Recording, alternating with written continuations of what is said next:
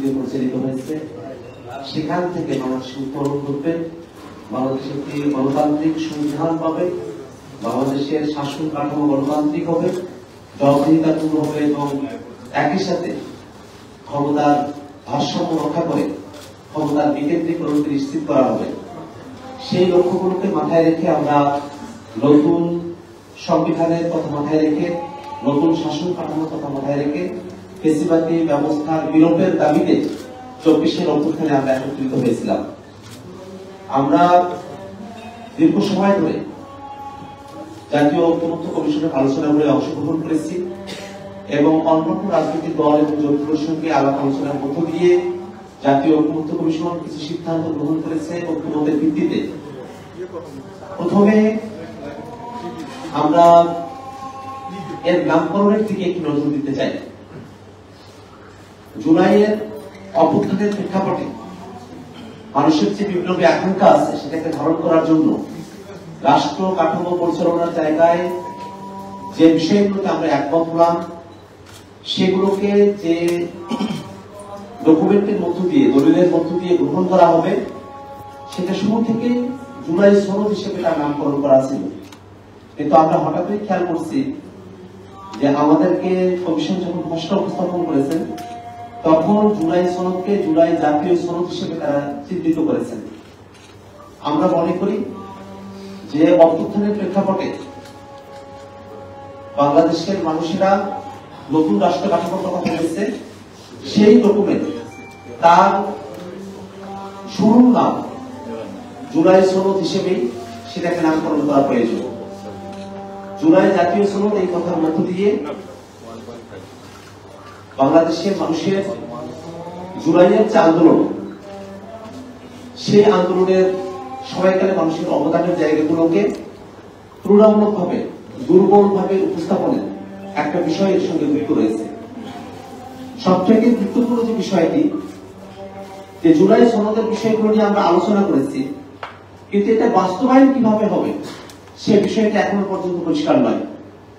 জুলাই সনদে আমরা এতগুলো বিষয় নিয়ে কথা বলেছি, রাষ্ট্রের মূলনীতি, সংবিধান সংশোধন থেকে শুরু করে নিয়ে সংসদের কাঠামো, উচ্চকক্ষ, নারী প্রতিনিধিত্ব, রাষ্ট্রপতির নির্বাচন, রাষ্ট্রপতির ক্ষমতা, রাষ্ট্রপতির ক্ষমা প্রদর্শনের বিধান, জরুরি অবস্থা, প্রধানমন্ত্রীর মেয়াদকাল, প্রধানমন্ত্রীর একাধিক পদে থাকা, সংসদীয় কমিটিগুলোতে বিরোধী দলের যারা সাংসদ আছেন তাদেরকে সভাপতি করা, এছাড়াও বিচার বিভাগের বিকেন্দ্রীকরণ, বিচার বিভাগের নিয়োগ এবং অন্য কিছু সাংবিধানিক এবং সংবিধিবদ্ধ প্রতিষ্ঠানগুলোতে নিয়োগের কাঠামো, এই প্রত্যেকটা বিষয় সরাসরি সংবিধানের সাথে সম্পর্কিত। যদি যেভাবে জুলাই সনদের অঙ্গীকারনামার মধ্যে বলা হয়েছে, তাতে করে দেখা যায় যে এই প্রত্যেকটা বিষয়কে পরবর্তী সংসদের হাতে ছেড়ে দেওয়ার একটা প্রবণতা খেয়াল করা যাচ্ছে এবং এর মধ্য দিয়ে আমরা যে সংস্কার প্রস্তাবনাগুলোর ব্যাপারে একমত হয়েছি, সেগুলো আসলে টেকসই ভাবে বাস্তবায়ন করা সম্ভবপর হবে না। এই কারণে যেসব বিষয়গুলোতে আমরা একমত হয়েছি এবং কমিশন সিদ্ধান্ত গ্রহণ করেছে, সেগুলোকে টেকসই ভাবে বাস্তবায়ন করার জন্যই গণপরিষদ নির্বাচনের মধ্য দিয়ে নতুন সংবিধান। আমরা বাংলাদেশের অতীতের উদাহরণগুলোকে যদি দেখি,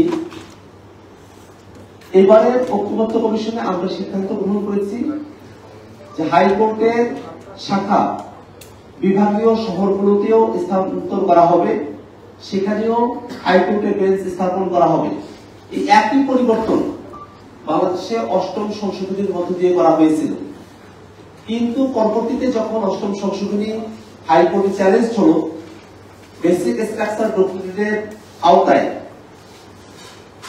হাইকোর্টের শাখাগুলোকে ঢাকা শহরের বাইরে বিভাগীয় বা অন্য কোনো শহরে স্থাপন করাকে ইউনিটারি স্টেটের কনসেপ্টের সঙ্গে সাংঘর্ষিক বলে সেই সিদ্ধান্ত এবং সংবিধানের এই সংশোধনীকে কোর্ট কিন্তু অবৈধ ঘোষণা করেছে। এই শঙ্কার জায়গাগুলো এখনো রয়েছে। আমরা এতগুলো বিষয় নিয়ে আলাপ করেছি, তাতে সংবিধানের ভিতরগত কাঠামো শাসনতান্ত্রিক কাঠামোতে আমূল পরিবর্তন হবে। সেই পরিবর্তনগুলোকে যদি টেকসই করতে হয় তাহলে নতুন করে সংবিধান লিখতে হবে। নতুন সংবিধান, যে সংবিধানকে তার ভিত্তিমূল নিয়ে হাইকোর্টে, সুপ্রিম কোর্টে আর কোন প্রশ্ন উত্থাপন করা সম্ভবপর হবে না। কিন্তু যদি এখানে যেভাবে অঙ্গীকারের কথা বলা হয়েছে 2 নম্বর পয়েন্টে, যে সংশোধনীগুলোর ব্যাপারে বলা হলো, যে প্রস্তাবনাগুলোর ব্যাপারে বলা হলো, সেগুলো সংবিধানের উপরে প্রাধান্য পাবে। কিন্তু বাস্তবতা হলো যেটা মূল সংবিধান, শুধু মূল সংবিধানকে কোর্টে কোশ্চেন করা যায় না। জুরিসপ্রুডেন্সের বিধানই তাই, মূল সংবিধান বেঁধে রেখে যত সংশোধনী নিয়ে আসা হোক, যত প্রস্তাবনা নিয়ে আসা হোক, সেগুলোকে হাইকোর্টে চ্যালেঞ্জ করা যায়, সুপ্রিম কোর্টে সেটার ব্যাপারে ব্যাখ্যা চাওয়া যায় এবং সুপ্রিম কোর্ট সেই ব্যাখ্যাগুলো দিতে পারে। এই সম্ভাবনার জায়গাটা এখনো রয়ে গেছে। তাতে করে যদিও অঙ্গীকার করা হয়, সেটা জুরিসপ্রুডেন্সের যে ভিত্তি সেটার সঙ্গে সংগতিপূর্ণ হয় না। এই কারণেই জুলাই সনদের কার্যকারিতাকে যদি নিশ্চিত করতে হয়, এলএফও করতে হবে। এলএফও করার মধ্য দিয়ে গণপরিষদ নির্বাচনের আয়োজন করতে হবে এবং জুলাই সনদে যে বিষয়গুলোতে আমরা একমত হয়েছি সেগুলোকে গাইডিং প্রিন্সিপাল হিসেবে গ্রহণ করে নতুন সংবিধানে সেগুলোকে যুক্ত করতে হবে। আমরা ঐক্যমত্য কমিশনে যে নীতিগত বিষয়গুলোতে একমত হয়েছি, সেই বিষয়গুলোর টেক্সট কিভাবে রেডি হবে সেই বিষয়গুলো নিয়ে ঐক্যমত্য কমিশনে আলোচনা হয় নাই। আমরা গণপরিষদ নির্বাচনের মধ্য দিয়ে যারা প্রতিনিধি আসবেন তারা সেই টেক্সটটা রেডি করবেন এবং আমরা দেখি যে যতগুলো জায়গায় আসলে পরিবর্তন করতে হবে তাতে বর্তমান সংবিধানের 60 থেকে 70 বা তারও বেশি অনুচ্ছেদ, সেগুলিতে পরিবর্তন নিয়ে আসতে হবে। এই এত ঘটনা সেটা আসলে সংবিধান পুনর্লিখন করারই সমান। যখন আমরা সংবিধানকে আসলে শুরু থেকে শেষ পর্যন্ত নতুন করে লিখতেই আমাদের হচ্ছে, সেখানে নতুন সংবিধানের প্রবর্তন করা, গণপরিষদ নির্বাচনের মধ্য দিয়ে নতুন সংবিধান প্রণয়ন করা, সেখানে অনেকে কেন বাধা দেখেন সে বিষয়টা আমাদের কাছে এখনো পর্যন্ত ধোঁয়াশার জায়গা তৈরি করেছে। আমরা মনে করি যে বাংলাদেশের জুলাই সনদের অঙ্গীকারগুলো, জুলাই সনদের প্রস্তাবনাগুলো, সেগুলোকে যদি সত্যিকার অর্থেই বাস্তবায়ন করতে হয়, সেই অঙ্গীকার যদি রাজনৈতিক দলগুলোর মধ্যে থাকে, জনগণের প্রতি যদি তাদের কমিটমেন্ট সঠিকভাবেই তারা করতে পারেন, তাহলে গণপরিষদ নির্বাচনের মধ্য দিয়ে নতুন সংবিধান প্রণয়ন করাই একমাত্র সমাধান হিসেবে জাতির কাছে উপস্থাপিত হয়।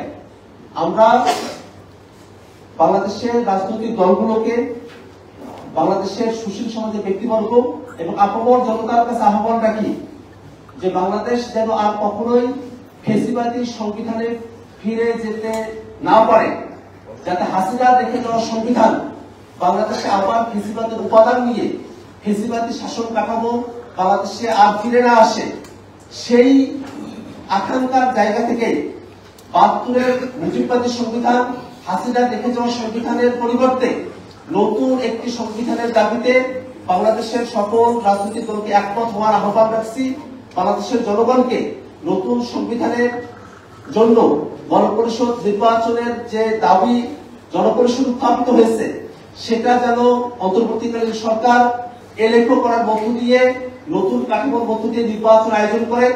এই জুলাই সনদের ভিত্তিতে সেই নির্বাচন আয়োজিত হবে, সেই দাবি আমরা সরকারের কাছে রাখতে চাই। ধন্যবাদ সকলকে।